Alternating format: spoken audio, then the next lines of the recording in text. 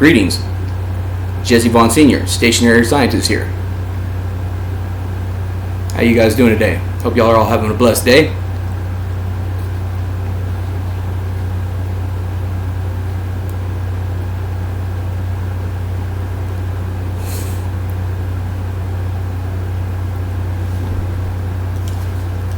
Wanted to share a little something with y'all.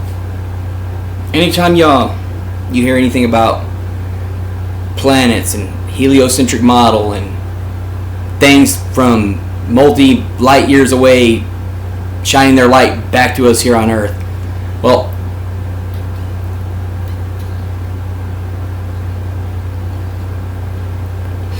there's a funny little thing called the inverse square law of light, which is a law, which means you do the same thing and you get the same reactions every time. The adverse square law of light says that light does not travel infinitely far, that it does not stay strong, that it gets more and more weaker the further it gets away from the source.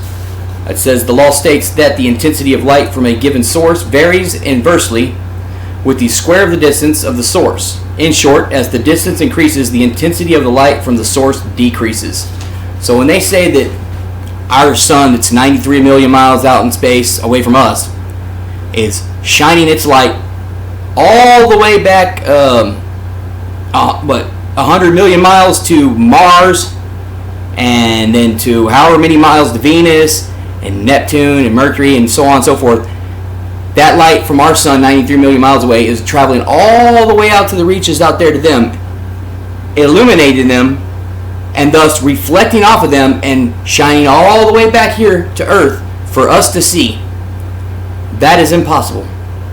That is absolutely impossible. The inverse square law of light says that could never happen because light infinitely does not travel far. It doesn't travel far. It doesn't travel far at all.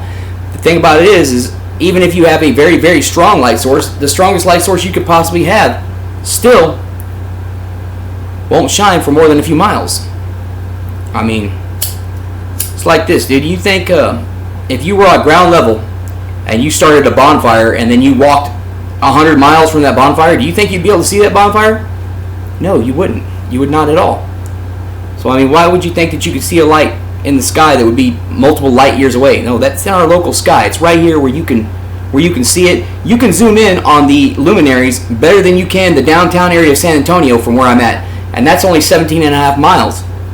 So, they're relatively close if you can zoom in on. And not to mention, they are all perfectly focused. All the luminaries, when you look at them individually, they are all focused in the same resolution.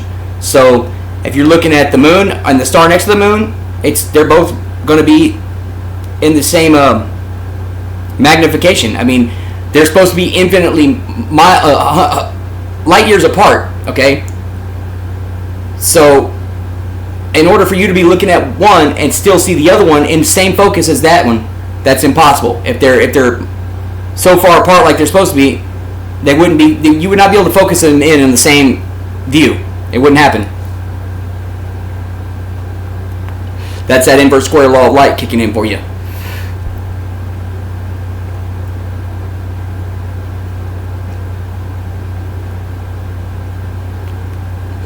Any growers know about the inverse square law of light because they know that the light and heat that comes from their grow lamps get weaker with every few inches that you take it away from the tops of the plant. So for every bit of distance that you take it away from the plant, it's losing its power exponentially. So when you get multiple light years away from something, you should not be able to see its light. That would be impossible. Especially if that light is coming from a source that's already 93 million miles away from us and then shining all the way out to those luminaries and lighting them up and then that light traveling back here to us to see. Impossible. Could never happen. It won't ever happen.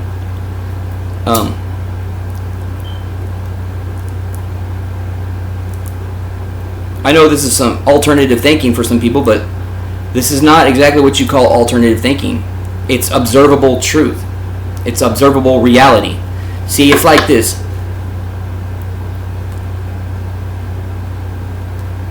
They can come up with all these little things that they want, like the transit of Venus, where you have to have orbits of the sun in order for transit to Venus to be possible. That's very true, but the bottom line is that would put Venus on the other side of the sun for about 200 days out of the year. But I can walk out on my mom's back porch every morning right before the sun comes up and see the morning star Venus. 360 days almost out of the year, almost 365 days a year, you can see Venus if it's clear. You'll see it. That would be impossible if it was doing its transit of Venus, because it would be on the other side of the sun for 200 of the days out of the year. So just the fact that you can go out and observe and visibly see Venus every day of the year tells you that there's no transit of Venus. Venus does not transit the sun, does not orbit the sun. It's bullshit. That's verifiable bullshit. It does not match up with visible and observable reality.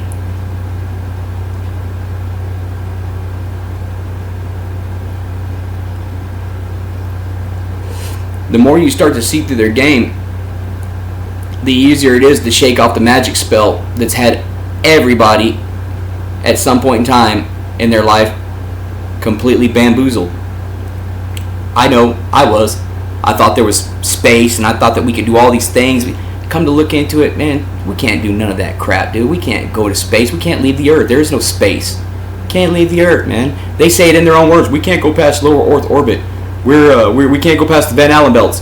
Well, and how did you go through them in 69 through 72? If you ask the astronauts who did that, like Alan Bean, how did you manage to go through the Van Allen belts? He said, well, not on our mission. They hadn't been discovered yet, so we went right on through them. That's the dumbest shit I've ever heard in my life, man. But that's what is accepted as a straight answer from these boobs.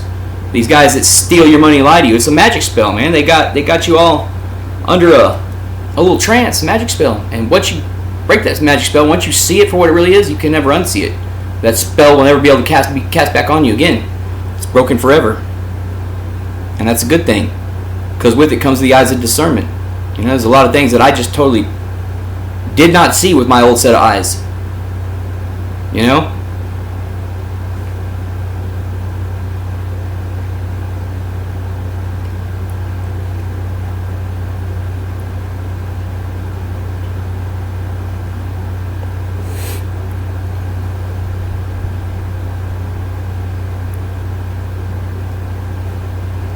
Well,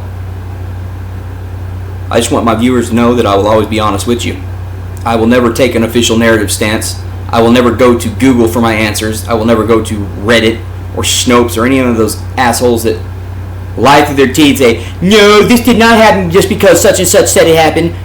That is not an answer. If you are going to fact check something, if you are going to myth bust something, then you better come correct with some repeatable, recordable, and demonstrable evidence for it. You know? Just by saying, no, that's not true because we say it's not true, that is not acceptable. That is not scientific method at all. That's no method. That's just the fucking take our word for it method. That's not acceptable. We've taken their word for it for too long, and now we've gone completely off the map. You know, that's why I'm here. That's why I do this. I don't care about notoriety. I don't care about money. I've already been through all of that. I've already had all the fun and money and all that bullshit that can come with it. I'm a simple man these days because I've seen things for the way they truly are. And what we do here counts. How we treat one another counts. That's why when I say I'm a scientist, I'm a stationary earth scientist. That's a biblical term. Stationary earth, as in this earth does not move. That it's fastened, that it should not be moved. It doesn't move 15 degrees an hour. It doesn't move 1,000 miles an hour. It doesn't move 19 miles a minute. That's all hogwash. Let me know what you guys think. Holler in the comments. Shalom.